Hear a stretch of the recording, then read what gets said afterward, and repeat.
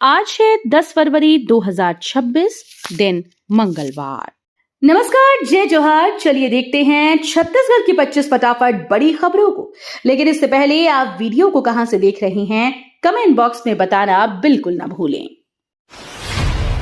मुख्यमंत्री कन्या विवाह योजना, आज प्रदेश भर में 6,412 जोड़ों का होगा विवाह।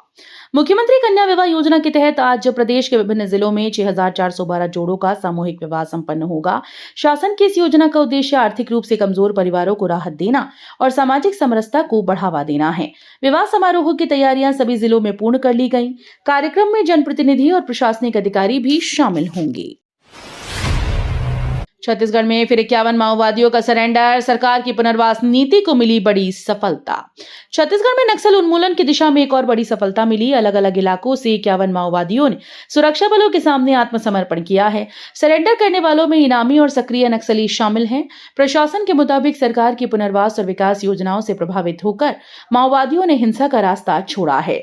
आत्मसमर्पण के बाद सभी को नियमानुसार सुविधाएं और पुनर्वास लाभ दिए जाएंगे। कलेक्ट्रेट के सामने आत्मदाह का प्रयास, सामाजिक बहिष्कार से परेशान युवक ने खुद पर डाला मिट्टी का तेल। छत्तीसगढ़ में एक व्यक्ति ने कलेक्ट्रेट परिसर के सामने आत्मदाह का प्रयास किया। बताया जा रहा है कि वो लंबे समय से सामाजिक बहिष्कार और प्रताड़ना से परेशान था।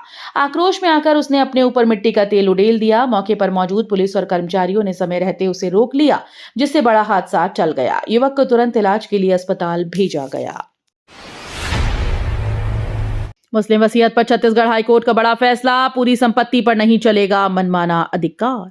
मुस्लिम वसीयत को लेकर छत्तीसगढ़ हाईकोर्ट ने अहम फैसला सुनाया। कोर्ट ने स्पष्ट किया कि कोई भी व्यक्ति वसीयत के जरिए पूरी संपत्ति पर मनमाना अधिकार नहीं जता सकता।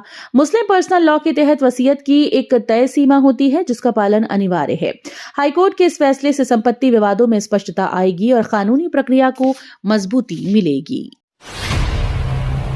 खेतों से शहद की कमाई, छत्तीसगढ़ बना मीठी खेती का नया मॉडल, किसान कमा रहे लाखों। छत्तीसगढ़ में किसान अब परंपरागत खेती के साथ शहद उत्पादन से लाखों की कमाई कर रहे हैं। मधुमक्खी पालन यानी मीठी खेती किसानों के लिए आय का नया और टिकाऊ मॉडल बनकर उभरा। कम लागत में ज्यादा मुनाफे के कारण ये प्रयोग तेजी से लोकप्रिय हो रहा है। खेतों में फसलों के साथ शहद उत्पादन से उपज भी बढ़ रही है। सरकार की योजनाओं और प्रशिक्षण से किसान आत्मनिर्भर बन रहे हैं। बस्तर पंडुम में आदिवासी संस्कृति की भव्य झलक, प्रदर्शनी देख अमित शाह हुए भावुक। बस्तर पंडुम में आदिवासी जीवन, संस्कृति और परंपराओं की अनूठी झलक देखने को मिली। केंद्रीय गृह मंत्री अमित शाह ने प्रदर्शनी का अवलोकन करते हुए कहा कि बस्तर की संस्कृति भारत की आत्मा का जीवन स्वरूप है। पारंपरिक नृत्य, वेशभूषा, हस्तशिल्प और लोक कलाओं ने सभी का मन मोहा।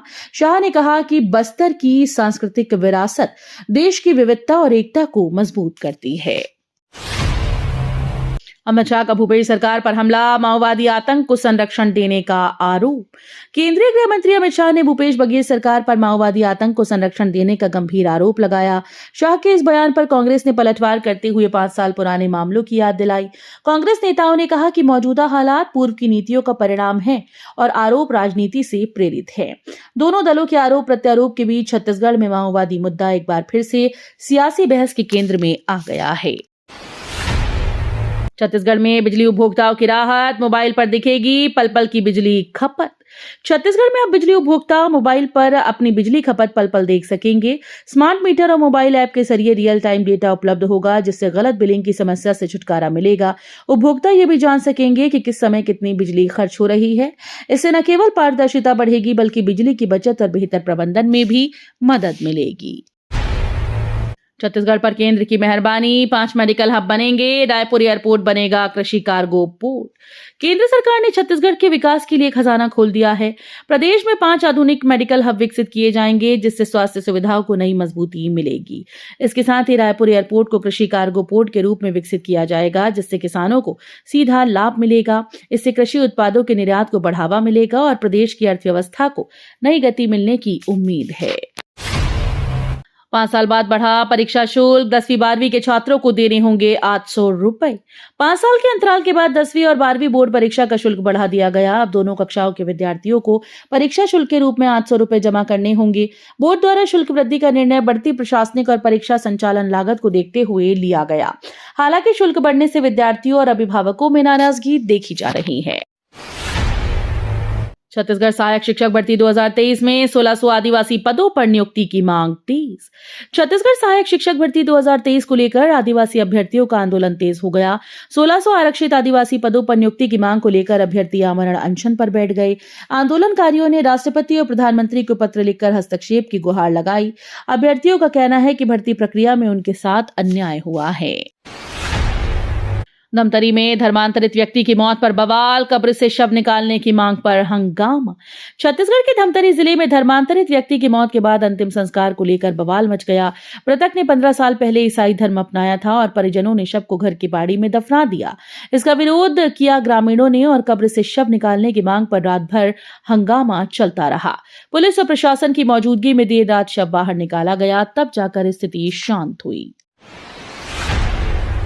आईसीसी ने ठुकराई पाकिस्तान की ट्राई सीरीज मांग, एक ही दिन पीसीबी को दूसरा झटका। अंतर्राष्ट्रीय क्रिकेट परिषद ने पाकिस्तान क्रिकेट बोर्ड की ट्राई सीरीज कराने की मांग खारिज कर दी। आईसीसी का कहना है कि पहले से तय अंतर्राष्ट्रीय कैलेंडर प्रसारण प्रतिबद्धताएं और टीम्स की उपलब्धता इसमें बाधा है। इसी दिन पीसीबी को एक और झटका भी लगा, जिससे उसकी योजनाएं प्रभावित हुई। फैसले के बाद बोर्ड को अब वैकल्पिक द्विपक्षीय सीरीज या अन्य आयोजनों पर विचार करना होगा। एलोवेरा आधारित पर्सनल केयर उत्पादों से पहचान बना रहा दुगली का वन धन विकास केंद्र। दुगली स्थित वन धन विकास केंद्र एलोवेरा आधारित पर्सनल केयर उत्पादों के जरिए अपनी एक अलग पहचान बना रहा है। यहाँ स्थानीय स्व सहायता समूह प्राकृतिक एलोवेरा से साबुन, शैम्पू, जेल और क्रीम जैसे उत्पाद तैयार कर रही हैं। इन उत्पादों की मांग स्थानीय बाजार के साथ साथ अन्य जिलों में भी बढ़ती जा रही है। इससे ग्रामीण महिलाओं और वनवासी परिवारों को रोजगार के अवसर मिल रहे हैं। आधुनिक कृषि यंत्रों और उन्नत तकनीक से छत्तीसगढ़ के किसान बन रहे आत्मनिर्भर। छत्तीसगढ़ में आधुनिक कृषि यंत्रों और उन्नत तकनीकों के उपयोग से किसान आत्मनिर्भर बन रहे हैं। ड्रोन सीड ड्रिल, रीपर और मल्टी क्रॉप थ्रेशर जैसे यंत्रों से खेती की लागत घट रही है और उत्पादन में बढ़ोतरी हो रही है। साथ ही उन्नत बीज और वैज्ञानिक पद्धतियों से किसानों की आय में सुधार हो रहा है। शासन की विभिन्न योजनाएं किसानों को तकनीक से जोड़कर उन्हें सशक्त बना रही हैं। वीबी रामजी योजना से गांव-गांव पहुंचेगा रोजगार, ग्रामीण अर्थव्यवस्था को मिलेगा बल। वीबी रामजी योजना के माध्यम से रोजगार के नए अवसर गांव-गांव तक पहुंचाए जाएंगे। योजना का उद्देश्य ग्रामीण युवाओं और जरूरतमंदों को स्थानीय स्तर पर काम उपलब्ध कराना है, जिससे पलायन पर रोक लगेगी। इसके तहत स्वरोजगार, कौशल विकास और लघु उद्योगों को बढ़ावा दिया जाएगा। शासन का मानना है कि ये योजना ग्रामीण अर्थव्यवस्था को मजबूत करेगी और आत्मनिर्भर गाँव की दिशा में अहम भूमिका निभाएगी। परीक्षा पे चर्चा 2026, पीएम मोदी का छात्रों से संवाद, नेतृत्व और आत्मविश्वास के दिए गुरु मंत्र। परीक्षा पे चर्चा 2026 के दौरान प्रधानमंत्री नरेंद्र मोदी ने तमिलनाडु, छत्तीसगढ़ समेत कई राज्यों के छात्रों से सीधा संवाद किया। इस दौरान पीएम ने परीक्षा के तनाव, समय प्रबंधन और लक्ष्य तय करने पर अहम सुझाव दिए। उन्होंने कहा कि असफलता से घबराने की बजाय उससे सीख लेकर आगे बढ़ना चाहिए। पीएम ने छात्रों को नेतृत्व, आत्मविश्वास और सकारात्मक सोच का गुरु मंत्र दिया। रायपुर में गुजराती समाज का डायरो कार्यक्रम, लोक कला में दिखी संस्कृति और शौर्य की झलक। रायपुर में गुजराती समाज के द्वारा आयोजित लोक कला डायरो कार्यक्रम में गुजराती संस्कृति और शौर्य की शानदार झलक देखने को मिली। पारंपरिक गायन, कथा, संवाद के जरिए कलाकारों ने दर्शकों को मंत्रमुग्ध कर दिया। कार्यक्रम में देवजी भाई पटेल ने कहा कि डायरो केवल मनोरंजन नहीं, बल्कि समाज को जोड़ने और संस्कारों को आगे बढ़ाने का माध्यम है। बड़ी संख्या में समाजजन कार्यक्रम में शामिल हुए। 12 खसरों में 43 करोड़ का खेल, बाकी 57 की जांच से क्यों कतरा रही ईओडब्ल्यू। भूमि घोटाले के मामले में 12 खसरों में 43 करोड़ रुपए के लेन देन का खुलासा हुआ है। हैरानी की बात यह है कि शेष 57 खसरों की जांच से आर्थिक अपराध अन्वेषण ब्यूरो यानी ईओडब्ल्यू कतराती नजर आ रही है। सवाल ये उठ रहे हैं कि क्या जांच को जानबूझकर सीमित रखा जा रहा है? शिकायतों और दस्तावेजों के बावजूद कार्रवाई अधूरी क्यों है? इस पर जवाबदेही की मांगे तेज हो गई हैं। कोरबा पुलिस की बड़ी कार्रवाई, म्यूल अकाउंट से साइबर ठगी करने वाले 2 आरोपी गिरफ्तार। कोरबा पुलिस ने साइबर ठगी के खिलाफ बड़ी कार्रवाई करते हुए म्यूल अकाउंट के जरिए ठगी करने वाले 2 आरोपियों को गिरफ्तार किया। आरोपी अपने बैंक खातों का इस्तेमाल साइबर अपराधियों को उपलब्ध कराकर ठगी की रकम ट्रांसफर कराते थे। पुलिस जांच में सामने आया कि इन खातों के माध्यम से कई पीड़ितों से लाखों रुपए की ठगी की गई। पुलिस ने आरोपियों के खिलाफ साइबर अपराध अधिनियम के तहत मामला दर्ज कर आगे की जांच शुरू कर दी है। 12 से अधिक महिलाओं ने एसपी को सौंपा ज्ञापन, झूठे दुष्कर्म केस की निष्पक्ष जांच की मांग। जिले में झूठे दुष्कर्म मामले को लेकर नया मोड़ सामने आया। 12 से अधिक महिलाओं ने पुलिस अधीक्षक के नाम ज्ञापन सौंपते हुए मामले की निष्पक्ष जांच की मांग की। महिलाओं का आरोप है कि संबंधित प्रकरण पूरी तरह से झूठा है और साजिश के तहत दर्ज किया गया है। उन्होंने कहा कि गलत आरोपों से निर्दोष व्यक्ति की सामाजिक छवि और परिवार प्रभावित हो रहा है।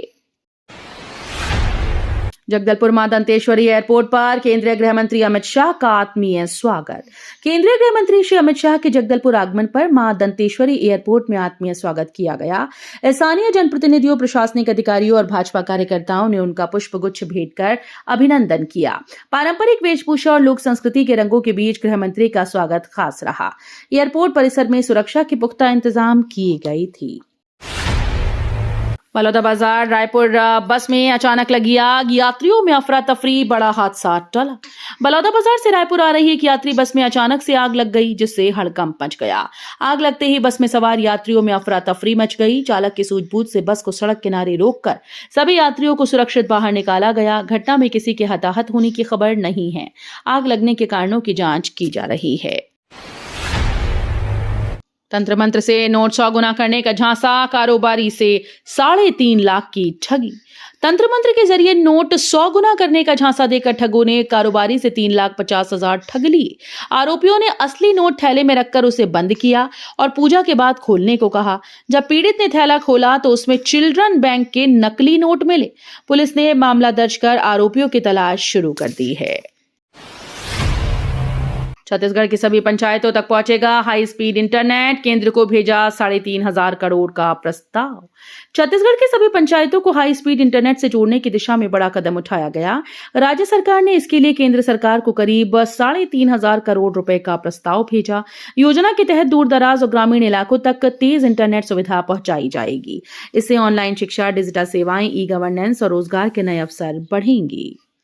तो ये थी आज की बड़ी खबरें। अगर आपको न्यूज पसंद आई हो तो वीडियो को लाइक और शेयर करना बिल्कुल ना भूलें। धन्यवाद।